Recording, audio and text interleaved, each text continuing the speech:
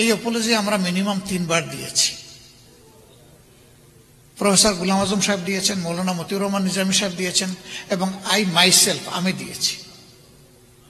এই কিছুদিন আগে মাত্র এটিএম আজহারুল ইসলাম সাহেব যখন ফ্রি হলেন জেল থেকে, তখন আমি বলেছি শুধু 71 না, 47 সাল থেকে শুরু করে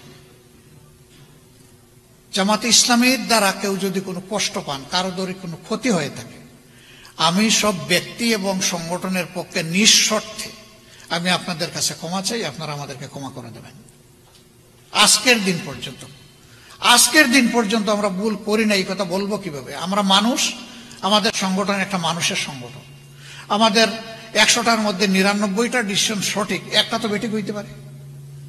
সেই বেঠিক একটা ডিসিশনের জন্য আমার জাতির তো কোনো ক্ষতি হতে পারে।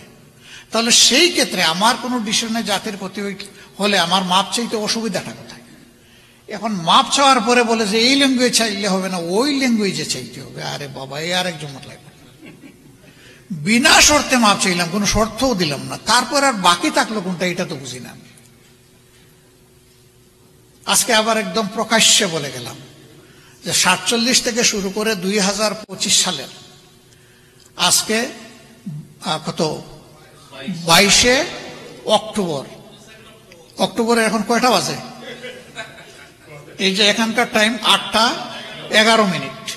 এই পর্যন্ত আমাদের দ্বারা যে যেখানে যত কষ্ট পেয়েছেন, আমরা বিনা শর্তে যারা কষ্ট পেয়েছেন তাদের কাছে মাপ চাই।